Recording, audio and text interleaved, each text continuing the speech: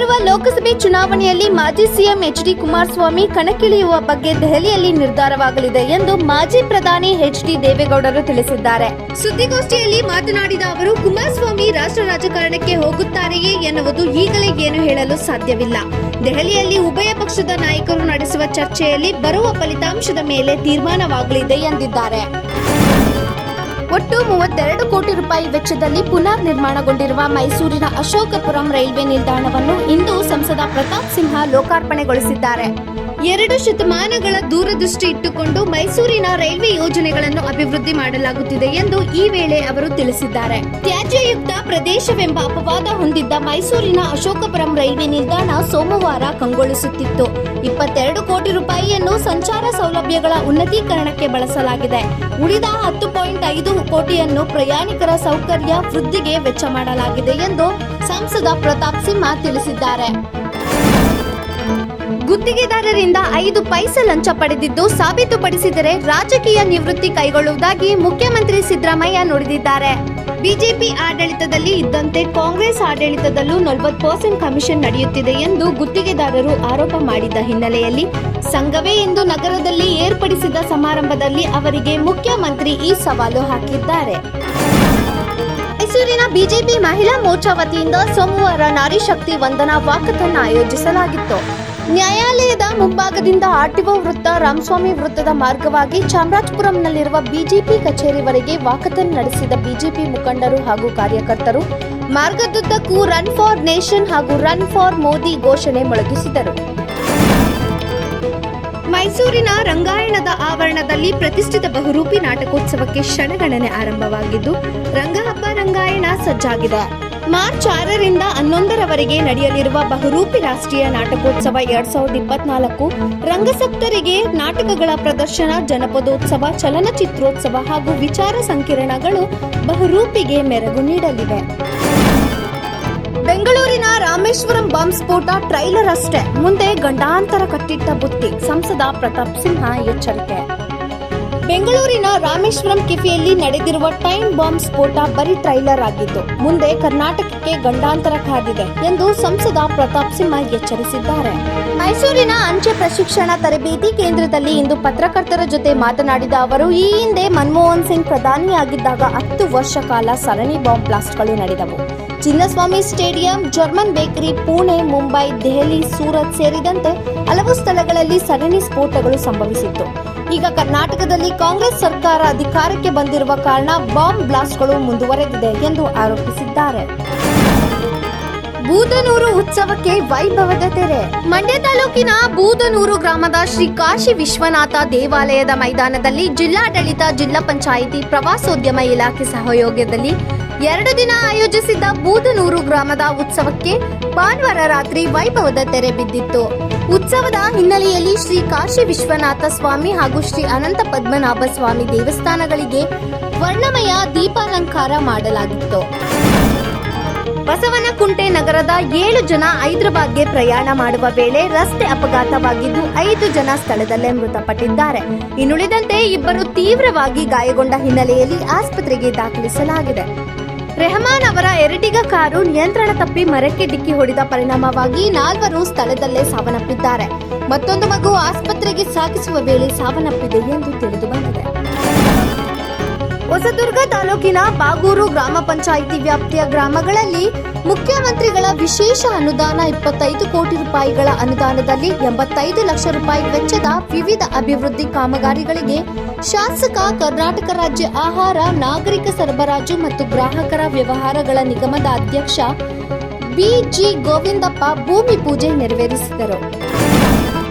ಮಹಿಳೆಯ ತಲೆ ಮೇಲೆ ಕಲ್ಲು ಎತ್ತಾಕಿ ಕೊಲೆ ಮಾಡಿರುವ ಘಟನೆ ಕೋಲಾರ ಜಿಲ್ಲೆ ಕೆಜಿಎಫ್ ತಾಲೂಕಿನ ನಾಗಶೆಟ್ಟಿಹಳ್ಳಿಯ ಐಪಲ್ಲಿ ಗ್ರಾಮದಲ್ಲಿ ನಡೆದಿದೆ. ಅತ್ಯಾಚಾರ ಶಂಕೆ ವ್ಯಕ್ತವಾಗಿದೆ. ಸ್ಥಳಕ್ಕೆ ಕೆಜಿಎಫ್ ಎಸ್ಪಿ ಶಾಂತರಾಜು ಭೇಟಿ ನೀಡಿ ಪರಿಶೀಲನೆ ನಡೆಸಿದ್ದಾರೆ. ಮರಣೋತ್ತರ ಪರೀಕ್ಷೆಗಾಗಿ ಕೆಜಿಎಫ್ ಆಸ್ಪತ್ರೆಗೆ ಶವ ಸ್ಥಳಾಂತರ ಮಾಡಿದ್ದು ಆರೋಪಿಗಳ ಪತ್ತೆಗಾಗಿ ತಂಡ ರಚನೆ ಮಾಡಲಾಗಿದೆ. ಈಗಾಗಲೇ ಲೋಕಸಭಾ ಚುನಾವಣೆಗೆ ಬಿಜೆಪಿ ಮೊದಲ ಹಂತದ ಪಟ್ಟಿ ಬಿಡುಗಡೆ ಮಾಡಿದ್ದು, ಪಟ್ಟಿಯಲ್ಲಿ ಕರ್ನಾಟಕದ ಅಭ್ಯರ್ಥಿಗಳ ಯಾವುದೇ ಹೆಸರನ್ನು ಗುರುತಿಸಿಲ್ಲ. ನಾಳೆ ಲೋಕಸಭಾ ಚುನಾವಣೆಗೆ ರಾಜ್ಯ ಬಿಜೆಪಿ ಅಭ್ಯರ್ಥಿಗಳ ಹೆಸರು ಅಂತಿಮವಾಗಲಿದೆ ಎಂದು ಮಾಜಿ ಮುಖ್ಯಮಂತ್ರಿ ಬಿಎಸ್ ಯಡಿಯೂರಪ್ಪ ತಿಳಿಸಿದ್ದಾರೆ. ನಿನ್ನೆ ಸುದ್ದಿಗಾರರೊಂದಿಗೆ ಮಾತನಾಡಿದ ಬಿಎಸ್ವೈ, ದೆಹಲಿಯಲ್ಲಿ ಲೋಕಸಭಾ ಚುನಾವಣೆಗೆ ಟಿಕೆಟ್ ಹಂಚಿಕೆ ಬಗ್ಗೆ ಚರ್ಚಿಸಲು ಸಭೆ ಕರೆಯಲಾಗಿದ್ದು, 8 ಕ್ಷೇತ್ರಗಳ ಅಭ್ಯರ್ಥಿಗಳ ಪಟ್ಟಿ ಅಂತಿಮವಾಗಲಿದೆ ಎಂದು ಹೇಳಿದ್ದಾರೆ. ನಿಧಿ ಶೋಧಿಸುತ್ತಿದ್ದವರನ್ನು ಪ್ರಶ್ನಿಸಿದ್ದಕ್ಕೆ ಗ್ರಾಮಸ್ಥನ ಮೇಲೆ ಮಾರಣಾಂತಿಕ ಹಲ್ಲೆ ನಡೆಸಲಾಗಿರುವ ಘಟನೆ ಕೋಲಾರ ತಾಲೂಕಿನ ತ್ಯಾವನಹಳ್ಳಿ ಗಂಗಮ್ಮ ದೇಗುಲದಲ್ಲಿ ನಡೆದಿದೆ. ಮಂಜುನಾಥನ ತಲೆಗೆ ಕಲ್ಲಿನಿಂದ ಹೊಡೆದಿದ್ದಾರೆ. ಈ ವೇಳೆ ಸ್ಥಳಕ್ಕೆ ಗ್ರಾಮಸ್ಥರು ಬರುತ್ತಿದ್ದಂತೆ ಆನಂದ್ ಅಂಡ್ ಗ್ಯಾಂಗ್ ಓಡಿ ಹೋಗಿದ್ದಾರೆ. ಪ್ರಜ್ಞಾಹೀನ ಸ್ಥಿತಿಯಲ್ಲಿದ್ದ ಮಂಜುನಾಥ್ನನ್ನು ಖಾಸಗಿ ಆಸ್ಪತ್ರೆಗೆ ದಾಖಲಿಸಿ ಚಿಕಿತ್ಸೆ ಕೊಡಿಸಲಾಗುತ್ತಿದೆ. ಕೋಲಾರ ಗ್ರಾಮಾಂತರ ಪೊಲೀಸ್ ಠಾಣಾ ವ್ಯಾಪ್ತಿಯಲ್ಲಿ ಘಟನೆ ನಡೆದಿದೆ. ಎಲ್ಇಡಿ ಭಯೋತ್ಪಾದಕ ಕೈದಿಗಳನ್ನು ಅಮೂಲಾಗ್ರೀಕರಿಸಿದ ಪ್ರಕರಣಕ್ಕೆ ಸಂಬಂಧಿಸಿದಂತೆ ರಾಷ್ಟ್ರೀಯ ತನಿಖಾ ಸಂಸ್ಥೆ ಎನ್ಐಎ ಮಂಗಳವಾರ ಕರ್ನಾಟಕ ಸೇರಿ 7 ರಾಜ್ಯಗಳಲ್ಲಿ ದಾಳಿ ನಡೆಸಿದೆ. ಈ ಹಿಂದೆ ಪ್ರಕರಣಕ್ಕೆ ಸಂಬಂಧಿಸಿದಂತೆ 3 ಆರೋಪಿಗಳು ಪರಾರಿಯಾಗಿದ್ದು, ಇಂಡಿಯನ್ ಪಿನಲ್ ಕೋಡ್ ಕಾನೂನು ಬಾಹಿರ ಚಟುವಟಿಕೆಗಳ ಕಾಯ್ದೆ ಮತ್ತು ಸ್ಫೋಟಕ ವಸ್ತುಗಳ ಕಾಯ್ದೆಯಡಿ ಕೇಸ್ ದಾಖಲಿಸಲಾಗಿದೆ. ಆರಂಭದಲ್ಲಿ 5ರನ್ನು ಬಂಧಿಸಲಾಗಿತ್ತು ಮತ್ತು ಅವರ ವಿಚಾರಣೆಯ ಬಳಿಕ ಮತ್ತೊಬ್ಬನನ್ನು ಬಂಧಿಸಲಾಗಿತ್ತು. ಪ್ರಕರಣದಲ್ಲಿ ಇದುವರೆಗೆ ಒಟ್ಟು 6 ಮಂದಿಯನ್ನು ಬಂಧಿಸಲಾಗಿದೆ. ಅಕ್ಟೋಬರ್ 25ರಂದು ಪ್ರಕರಣವನ್ನು ಕೈಗೆತ್ತಿಕೊಂಡಾಗ ಎನ್ಐಎ ಎಲ್ಲ 6 ಮಂದಿಯ ಕಸ್ಟಡಿಯನ್ನು ಪಡೆದಿದೆ.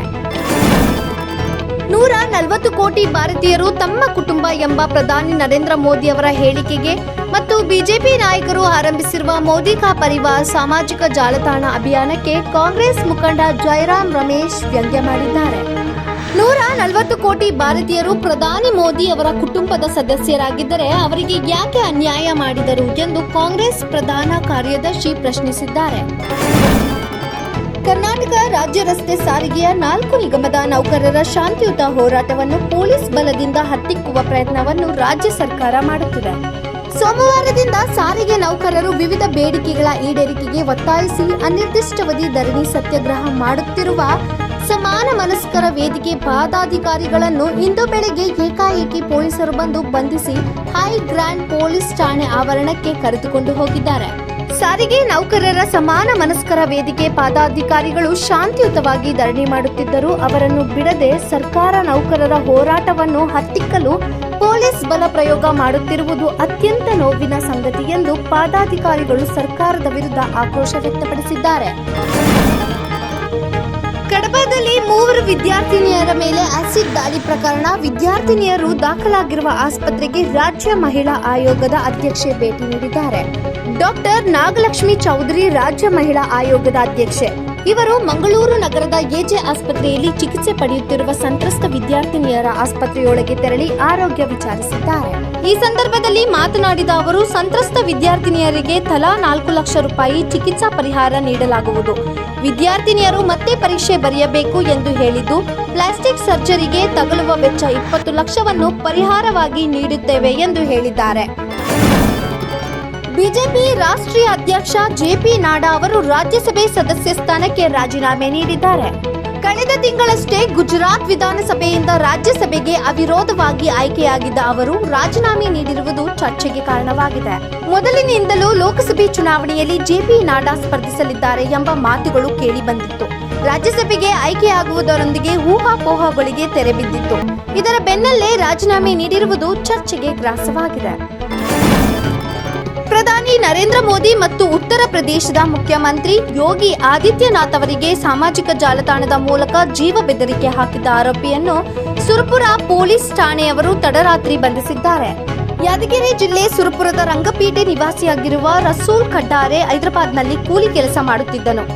ವಿಚಾರ ತಿಳಿದ ಪೊಲೀಸರು ಆರೋಪಿಯನ್ನು ಸೆರೆ ಹಿಡಿದಿದ್ದಾರೆ. ಬಳಿಕ ಆರೋಪಿ ರಸೂಲ್ನನ್ನು ವಿಚಾರಣೆಗೆ ಒಳಪಡಿಸಿದಾಗ ಕುಡಿದ ಅಮಲಿನಲ್ಲಿ ನಿಂದಿಸಿ ಬೆದರಿಕೆ ಹಾಕಿದ್ದಾಗಿ ಹೇಳಿದ್ದಾನೆ. ಇಂದು ಮುಖ್ಯಮಂತ್ರಿ ಸಿದ್ದರಾಮಯ್ಯ ರಾಜ್ಯದಲ್ಲಿ ಬರ ಪರಿಸ್ಥಿತಿ ನಿರ್ವಹಣೆ ಬಗ್ಗೆ ಜಿಲ್ಲಾ ಉಸ್ತುವಾರಿ ಸಚಿವರು ಮತ್ತು ಜಿಲ್ಲಾ ಆಡಳಿತಗಳೊಂದಿಗೆ ವಿಡಿಯೋ ಸಂವಾದ ನಡೆಸಲಿದ್ದಾರೆ.